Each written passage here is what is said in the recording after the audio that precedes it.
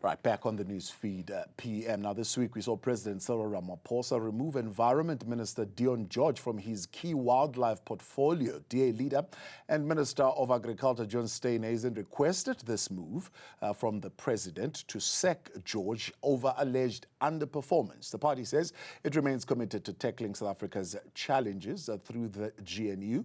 This decision has, however, sparked outrage and concern among conservationists, saying that this could set South Africa back by a decade in terms of conservation policy reform.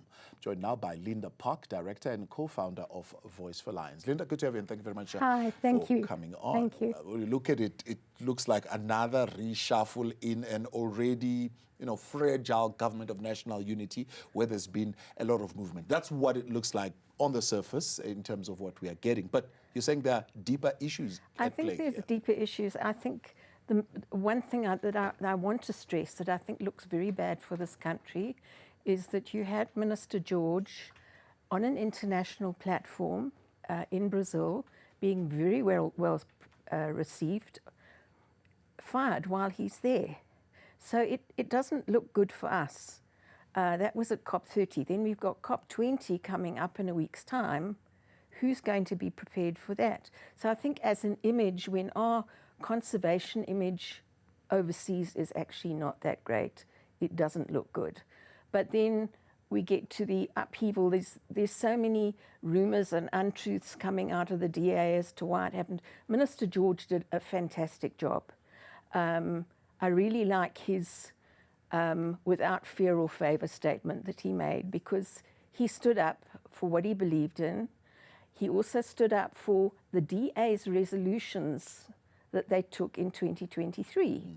So are we saying because we're now part of a GNU that what the DA resolved in 2023 falls by the wayside? No, they say he did not particularly display capability, but also was not pursuing the agreed upon agenda based on what they are saying, which, of course, they are saying that agenda is poverty alleviation, economic growth, and creating jobs. By economic growth, they are saying resources that are available in South Africa should be able to be exploited to the advantage of the benefit of the people of South Africa. What are you reading into that? So there's, the whole talk of economic upliftment and the money that the hunting industry and the breeding industry, particularly the captive lion breeding industry, brings into the country. The industry itself likes to say, oh, we bring in millions, but they've never, ever been able to produce peer-reviewed scientific proof of that. So if you think that most of this stuff happens on private game lodges or private farms, how much of that is going back to the community? How are the community benefiting from that?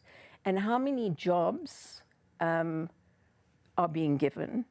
And I mean, there was a very good study done by, I think it was 4 Paws last year, as to the wages that were being paid to these people that were working in these places, below minimum wage. So is that really what you want to offer? Whereas we've said in all our submissions to the department, do away with this industry. Let's make other options available where you can employ a lot of people. We had a lot of suggestions that could have worked on the land. Yeah. And tourism as a photographic means brings in a lot more money. So we need actually communities being enabled and empowered, more lodges, for instance, around game, where there's game, because people come from overseas and they like traditional meals, and we want to live in a traditional, little whatever it is. Was Dion George anti-canned hunting and lion bone trade? Yes, absolutely. How much blow did he strike to that particular sector? You're suggesting it's a pushback from that sector. Yes, he continued what Minister Creasy had started. So Minister Creasy, towards the end of her tenure, put in place a lot of steps. So that was we'd gone through the high-level panel, and the report was submitted and accepted by Parliament. Then there was a ministerial task team appointed by Minister Creasy to look at ways and means of voluntary exit from the industry. Dion George picked that up and he ran with it, which was, as I say, part of the resolution, the DA resolution in 2023, to bring an end to captive lion breeding, to bring an end to captive lion hunting, to bring an end to the lion bone trade. So he was actually running with what was in existence, with his party's resolution, and forging ahead with it. And he's done a lot of work. There's been a lot achieved. So I can't buy the underperformance. I think it was lobbying from the hunting and the breeding industry. Yeah. But there seems to then be a strong lobby within the DA of the hunting and the breeding industry, so much so that they would have exerted this much pressure on John Steenhuisen. It's for votes. So if they're wanting to grow their voting base, so you've got a lot of money in the breeding and hunting industry. It's it's big money. I mean, we can't compete financially against that when we try and, push back against it. So they're wanting votes, and they're obviously probably wanting donations to the party for future whatever. So much so that I'd been getting information that on their WhatsApp groups for a couple of weeks before the announcement, they were talking about this was happening. The minute the announcement was made, literally the minute the announcement was made, Professional Hunters Association put out a statement congratulating Minister Ocamp.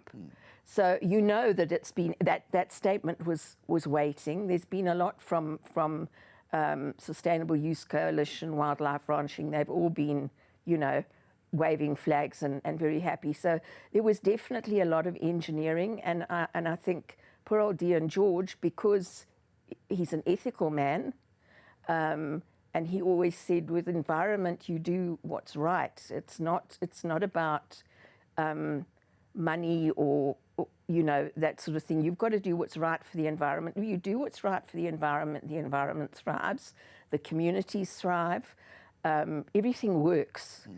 And surely to goodness we're better people than being able to swap wildlife and ethics for votes. Talking about swapping income, Vili Ocamp. I mean, Yes. do you have any reason to doubt his bona fides? Oh, absolutely. Look, I don't want to cast aspersions on the man because we haven't seen what he's going to do. So I can't predict he's going to do this, that, or the next thing. The fact remains that he owns hunting lodges and he's got shares in hunting lodges, family as well. Breeding, not lions, but, all those fancy coloured sable and so on. He goes to all the wildlife ranching dinners and he's feted by them. So he's very much in that camp. So we look at it as saying, surely it's a conflict of interest. How can you put somebody like that in this position?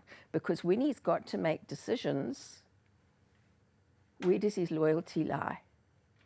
And are we now going to go back 20 years and undo all the good work that's been done because we're in that camp? And that's the very real worry that What's we that have. bill you're making to the president at this point? Well, we wrote to the president and we laid out the reasons why it wouldn't be a good idea. If you want to get rid of Minister George, which was a huge shame, put somebody else in there, but not a man who sits in that camp, because we know politics are dirty and it's very easy to shuffle somebody around and make them make a certain decision because, they're friends with so-and-so. And we've got enough of that in this country. We don't need to be encouraging anymore. Yeah. I mean, if you say this particular captive lion industry is that lucrative to the point where you're saying they are more stronger than you in terms of their financial resources, is there an argument to be made around how the state can tap into those resources? Look, I don't think there is, because worldwide, literally worldwide, it's condemned. It is everywhere. even certain sections of the hunting industry themselves, not professional hunters, but other hunting groups, have said, we won't touch that. We don't agree with that. So at all. other game hunters are not participating. No, they won't. They say no. It's just not ethical. Might be legal, but it's not ethical. So do we really want to keep on damaging South Africa's name? And the cruelty in that industry is just horrendous. It is absolutely horrendous. I mean, the NSPCA, week in, week out, are going to these places and seeing the most atrocious things. These guys don't care. They don't put anything into welfare, and well-being is supposed to be entrenched since the judgment, what was it, I forget the year now, but anyway, well-being is in NEMBA, it's in all the documents. They're fighting against well-being. They don't want to deal with that at all.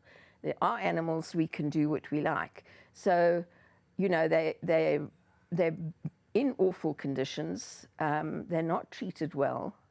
We shouldn't be doing that. There's other things we can be doing for income. Yeah. Let's talk about then where we are as far as this framework that needs to be solidified, the work that was started by then Minister Creasy.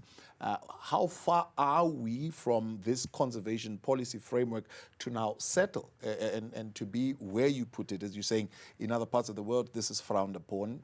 In South Africa, it's still something that happens, even though it happens in the fringes.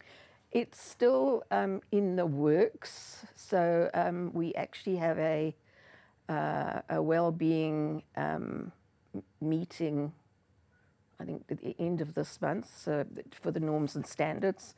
So that's still to be discussed. There's a lot that's still got to go through Parliament. It's like there's been public consultation process. Everybody's had their say. And now it has to go through Parliament. You know, it's a long process till we get to that point.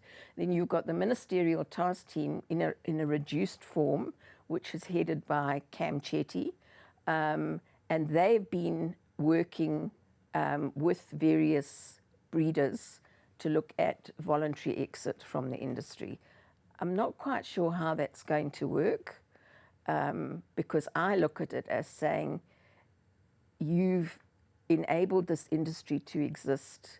It's perfectly legal at this point in time. It's perfectly legal. You allowed it to grow to the, you know, that it's just completely out of control now. How do you now turn around to people and say, sorry guys, this is now illegal, you can't do it anymore. And we're not, by the way, giving you anything to give up. Yeah. It's just, it's done and dusted and that's it. So there's a lot of, I think, legal wrangling that's going to happen around that. Do you see somebody like John Steenhuisen, who is in the government of national unity, he's also, by the way, a cabinet minister, he sits in the cabinet of the president, supporting a move to reform the law in that No, way? I don't, because he's very in with the hunting industry.